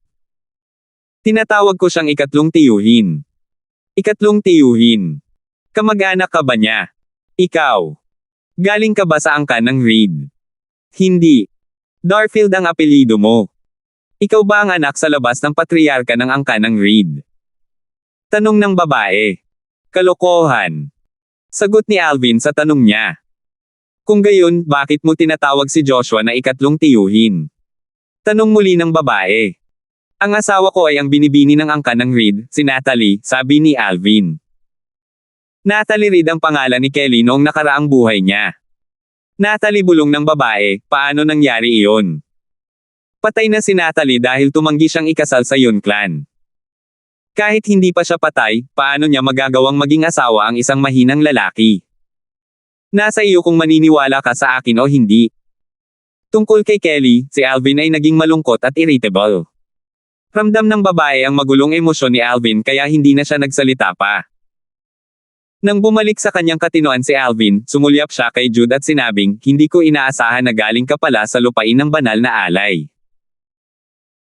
Alvin, ganti ni Jude sa titig ni Alvin at seryosong sinabi sa malalim na boses, bagamat pinili ni Sister Hannah na maging kaluluwa ng espada ng iyong Seven Orifice Exquisite Sword at maglingkod sa iyo bilang kanyang Panginoon.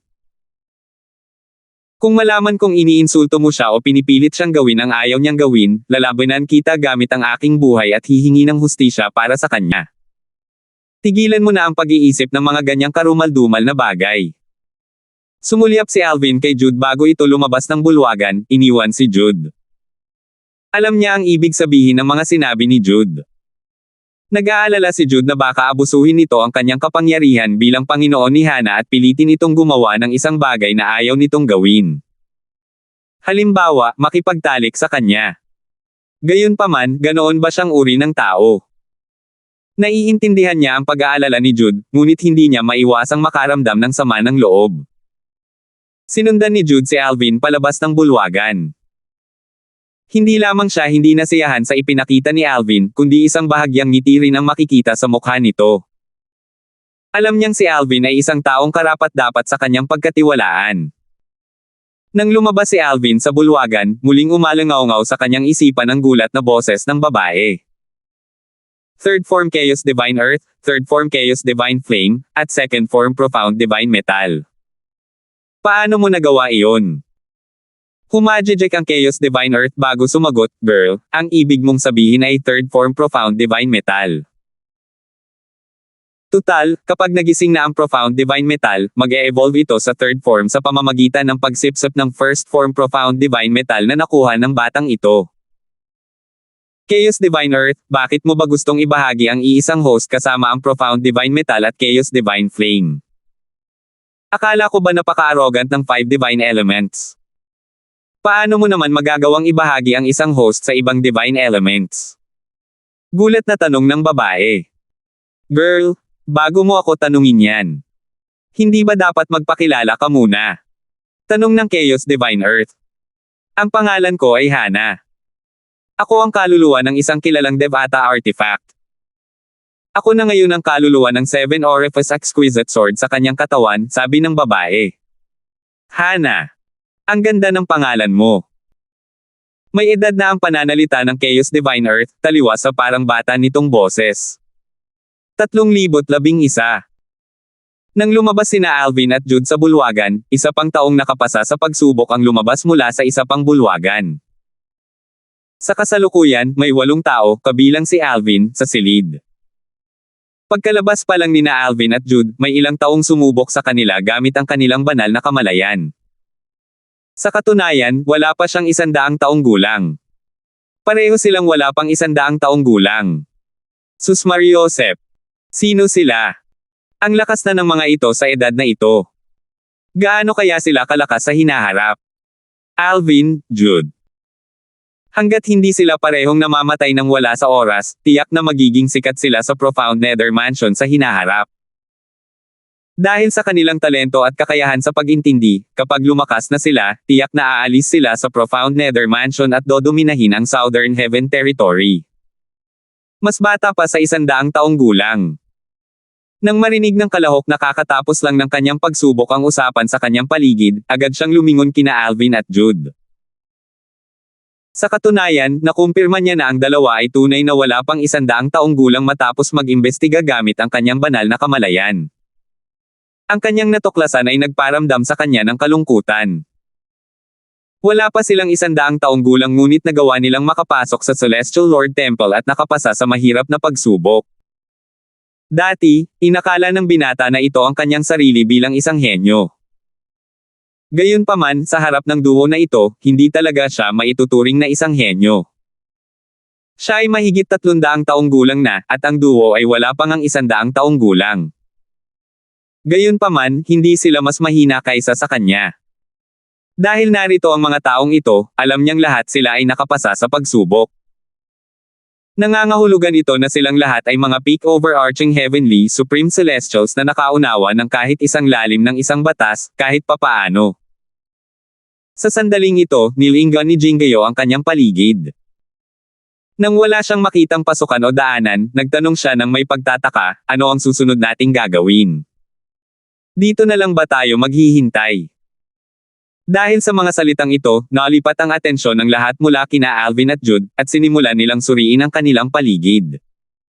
Sa tingin ko, bueno, siguro, kailangan munang may ilang tao rito bago tayo umunlad. Malakas na haka-haka ng isang lalaking nasa katanghaliang gulang. May katuturan iyan. Sumangayon ang ilan pang tao. 8 tao na tayo ngayon. May 2 pang wala rito. Dapat nandito na sila agad. Isang tao lamang ang lumitaw, na pumalit sa isa sa mga kalahok na namatay noong paglilitis. Wala nang lumitaw sa iba pang mga bulwagan simula noon. Dahil may 10 bulwagan. Sa palagay ko ay makakatuloy lang tayo kapag mayroon ng 10 tao rito. Nag-usap-usap ang mga tao habang pinapanood ang natitirang 2 kalahok na sumasailalim pa rin sa paglilitis. Malapit nang matapos ang kanilang mga paglilitis. Mukhang malalakas sila kaya malamang madali nilang makapasa sa pagsubok. Hindi naman nakakagulat yan. Ang isang taong nakakuha ng 10 puntos ay dapat na medyo malakas. Hindi naman talaga. May mga taong malas, at ang ilan naman ay nakakuha ng 10 puntos dahil may tumulong sa kanila. Ang tinutukoy mo ay ang henyo, si Tommy Hong, mula sa Compassionate Cloud Sect, di ba? Malas nga siya. Maaaring nakatayo siya rito kasama natin ngayon pero namatay siya dahil nakatulong siya sa ibang tao. Hindi niya alam na mangyayari pala ang ganoong bagay. Sa katunayan, wala sa amin ang nakakaalam noon pa. Mukhang hindi namin makakaalis sa mas mababang kaharian ng Southern Heaven Ancient Realm na may mga alaala ng Celestial Lord Temple. Kung kasing lakas lang siya ni Alvin, mamamatay na kaya siya. Habang nag-uusap ang ilang tao, muling nabaling ang kanilang mga mata kay Alvin. Nakatayo nang hindi gumagalaw si Alvin habang nakapikit. Si Jude na nakatayo sa di kalayuan ay tumingin din kay Alvin. Tila natunaw ang malamig niyang ekspresyon nang tumingin siya kay Alvin. Ang 2 taong ito. Si Jingayo, na nakatayo sa gilid, ay bahagyang nalito nang makita ang mga pagbabago sa ekspresyon ni Jude. Bago pumasok ang 2 sa bulwagan, natitiyak niyang medyo walang pakialam si Jude nang tumingin kay Alvin. Gayunpaman, sa sandaling ito, tiningnan ni Jude si Alvin na parang kaibigan niya si Alvin. Ano ang pinag-usapan nila sa loob? Dahil nag-usap sina Alvin at Jude gamit ang voice transmission, natural lang na hindi alam ni Jingayo ang kanilang pinag-uusapan. Nang lumabas si Alvin mula sa bulwagan, nanatiling walang pakialam ang ekspresyon nito. Sa kabaligtaran, isang mahinang ngiti ang makikita sa mukha ni Jude. Kasabay ng mga pagbabago sa ekspresyon ni Jude ngayon, hindi maiwasan ni Jingayo na makaramdam ng kuryosidad. Sa sandaling ito, si Alvin na nakatayong nakapikit ay tila nagpapahinga. Gayunpaman, sa katunayan, nakikipag-usap siya kay Hana, ang soul artifact na nakuha niya kamakailan. Anong artifact ang ginamit mo sa kaluluwa bago ito? Isang kilalang artifact na tinatawag na Divine Phoenix Glazed Sword, sagot ni Hana. Isa ka ring sword soul noon. Gulat na singit ng Chaos Divine Earth.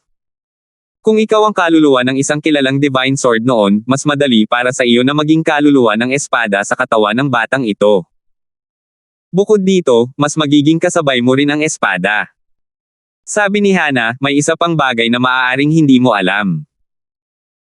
Ang Divine Phoenix Glazed Sword at ang 7 Orifices Exquisite Sword ay hinulman ng iisang makapangyarihang nilalang. Dagdag pa rito, isa-isa silang pino. Nanatili silang magkasama ng matagal. Bukod dito, ang kaluluwa ng espada ng 7 Orifices Exquisite Sword at ako ay halos sabay na ipinanganak. Tinatawag ko noon ang dating kaluluwa ng 7 Orifices Exquisite Sword bilang nakatatandang kapatid na babae. Gayunpaman, kahit na ang aming host ay may ibang Devata artifact, gagawin ko pa rin ang parehong desisyon na ginawa ko noon. Batay sa kanyang mga salita, makikita na mayroon siyang malapit na relasyon sa dating kaluluwa ng Seven Orifices Exquisite Sword. Kilala mo ba ang orihinal na kaluluwa ng Seven Orifices Exquisite Sword? Alam mo ba kung ano ang relasyon ng orihinal na may-ari ng Seven Orifices Exquisite Sword at ng ikatlong tiyuhin? Tanong ni Alvin. Bihira ang mga kilalang artifact kahit sa kaharian ng mga Diyos. Sa lupain ng banal na alay, lahat ng kilalang artifact ay sikat, at ang mga may-ari nito ay mga makapangyarihang tao rin, sagot ni Hana, dahil sa kasikatan ng 7 Orifice Exquisite Sword noon, halos lahat ay kilala ang may-ari nito. Tungkol naman sa relasyon sa pagitan ng orihinal na may-ari ng 7 Orifice Exquisite Sword at ni Joshua, kailangan mong tanungin si Joshua. Hindi ko masasabi sa iyo at hindi ko rin dapat sabihin sa iyo ang tungkol dito. Bumantong hininga siya pagkatapos niyang magsalita. Nang marinig ang buntong hininga ni Hana, naisip ni Alvin na ang orihinal na may-ari ng Seven Orifices Exquisite Sword at si Joshua ay mayroong kakaibang relasyon. Sabi mo ang Seven Orifices Exquisite Sword ay isang kilalang artifact. Kaya, ang mga artifact ay nahahati rin sa primitive, mediocre, at prominenteng grado. Tanong ni Alvin. Ang alam lang niya ay mas nakahihigit ang mga Devata artifact kaysa sa mga celestial weapon. Bukod dito, mayroon pa silang mga kaluluwa ng artifact. Gayunpaman, hindi niya alam na may iba't ibang grado ang mga Devata artifact. Oo, sabi ni Hana, ang mga artifact ay nahahati sa mga primitive artifact, mga mediocre artifact, at mga prominenteng artifact. Mayroon bang mga artifact na mas nakahihigit kaysa sa mga kilalang artifact? Tanong ni Alvin. Hindi, sagot ni Hana, ang mga kilalang artifact ang tugatog ng mga artifact. Tanging ang pinakamalakas at pinakamahuhusay lamang ang may kakayahang magpanday ng mga ito. Hindi lamang kailangang maging mahusay ang isang tao, ang mga materyales na kailangan para magpanday ng mga kilalang artifact, ang kapaligiran sa pagpapanday, at ang oras ng pagpapanday ay may mahigpit ding mga kinakailangan. Mas malalim na naunawaan ni Alvin ang mga kilalang artifact matapos niyang marinig ang mga salita ni Hana. Mas marami rin siyang natutunan tungkol sa mga pangkaraniwang artifact at mga sinaunang artifact mula sa kanya. Lumalabas na karamihan sa mga Heavenly Emperor ng Devata Realms ay nagtataglay lamang ng mga primitive artifact. Iilan lamang ang nagtataglay ng mga mediocre artifact, lalo na ang mga prominenteng artifact.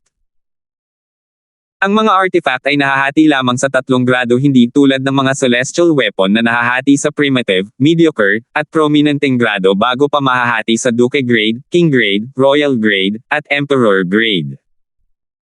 Bukod dito, tanging ang mga Devata artifact lamang ang maaaring magsilang ng mga artifact soul. Tungkol naman sa mga celestial weapon, tanging ang mga Emperor-grade celestial weapon lamang ang maaaring sapilitang turukan ng buhay upang makagawa ng isang artifact spirit. Ang pagkakaiba sa pagitan ng mga artifact soul at artifact spirit ay hindi lamang nasa kanilang pangalan. Ang una ay ipinanganak habang ang huli ay hindi. Ang una, natural, ay nakahihigit sa huli. Sa pag-iisip nito, bahagyang naningkit ang mga mata ni Alvin. Muli niyang naalala ang Emperor-grade celestial weapon na dating pagmamayari niya, ang Seven Treasures Exquisite Pagoda. Mayroong isang dayuhang artifact spirit na sapilitang ikinulong sa pagoda. Ito ay isang ginintoang uwak na may 3 paa na tinatawag na Elder Woe.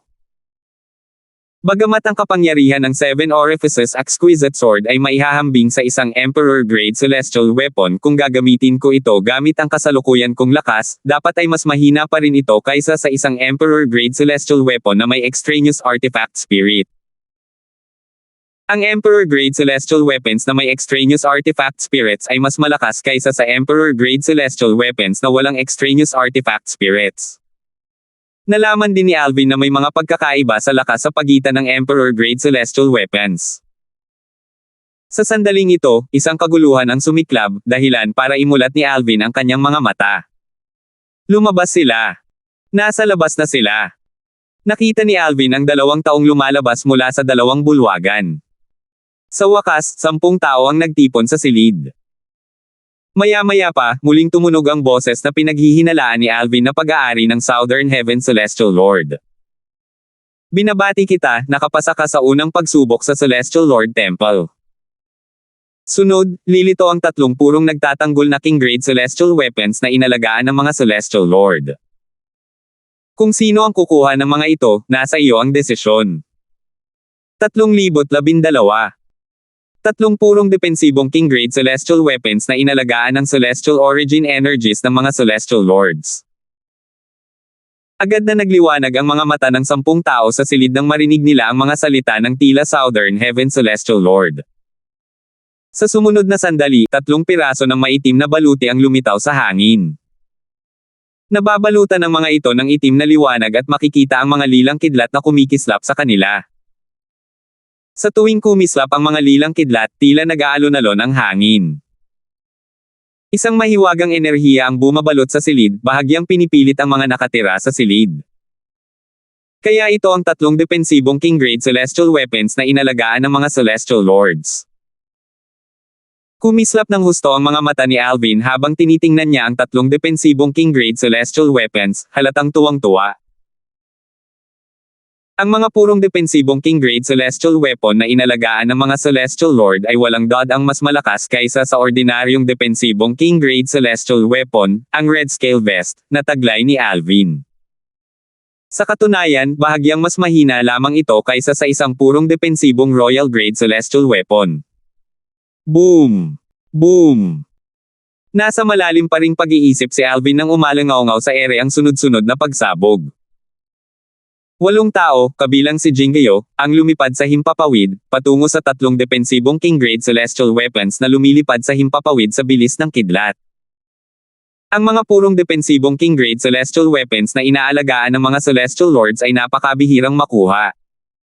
Kahit ang 3 sekta at 2 angkan ay kakaunti lamang ang nagtataglay ng mga ganitong armas.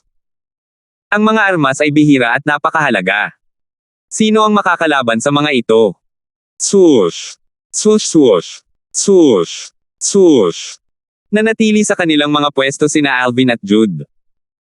Maingat nilang pinanood ang 8 tao habang tumatakbo patungo sa 3 King Grade Celestial Weapons sa bilis ng liwanag, umaasang mauna nilang makuha ang mga armas. Tumingin si Jude kay Alvin at sinabing, "Gusto ko." Tumaas ang kilay ni Alvin. "Kulang ka ba sa King Grade Celestial Weapons?" Medyo nabigla siya na interesado si Jude sa purong depensibong King Grade Celestial Weapons. Kahit nabihira ang mga ito, si Jude ay mula sa Divine Offering Land. Maraming kayamanan na mas nakahihigit sa King Grade Celestial Weapons. Bakit naman gugustuhin ni Jude ang isa? Alam ko ang iniisip mo. Nang umalis ako sa Divine Offering Land, nagdala ako ng ilang artifact at Emperor Grade Celestial Weapons. Ang King Grade Celestial Weapons na kasalukuyan kong hawak ay nakuha ko kalaunan. Gayunpaman, sa tingin mo ba ay makabubuti para sa akin na gamitin ng hayagan ng aking mga artifact at Emperor Grade Celestial Weapons? Sumulyap si Jude kay Alvin. Hayagan mo bang gamitin ang iyong artifact? Kung malaman ng 3 sects at 2 clans na mayroon kang artifact, tiyak na papatayin kanila kung tatanggi kang ibigay ang artifact sa kanila. Nakakuha na ako ng King Grade Celestial Sword na inalagaan ng isang Celestial Lord sa ibabang kaharian ng Southern Heaven Ancient Realm, ngunit kulang ako ng isang purong depensibong King Grade Celestial Weapon. Sige.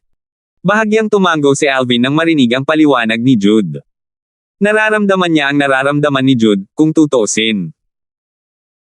Tulad ng sinabi ni Jude, hindi niya basta-basta maibubunyag ang pagkakaroon ng 7 Orifices Exquisite Sword, maliban na lang kung 100% siyang sigurado na walang tao sa paligid at kaya niya patayin ang kanyang kalaban. Bukod dito, kung lalaban siya kay Jude para sa depensibong King Grade Celestial Weapons, hindi siya sigurado kung kaya niyang talunin si Jude. Tutal, si Jude ay nagtataglay ng mga artifact mula sa Divine Offering Realm. Bukod dito, malamang na ang mga artifact ni Jude ay mayroon ding mga kaluluwa ng mga artifact. Kahit na sigurado siyang kaya niyang talunin si Jude, hindi pa rin niya lalabanan si Jude para sa isang depensibong King Grade Celestial Weapon. Tutal, kahit may kondisyon ito, lahat ng ito ay salamat kay Jude kaya nakakuha siya ng isang artifact soul para sa 7 Orifices Exquisite Sword. Isa sa mga King Grade Celestial Weapons ay sa iyo. Ang 2 pang natitira ay akin, sabi ni Alvin kay Jude. Base sa kanyang mga salita, malinaw na hindi niya inakala na makukuha ng 8 iba pang kalahok ang purong depensibong king-grade celestial weapons mula sa kanya. Hindi mahalaga sa akin iyon dahil isa lang naman ang magagamit ko.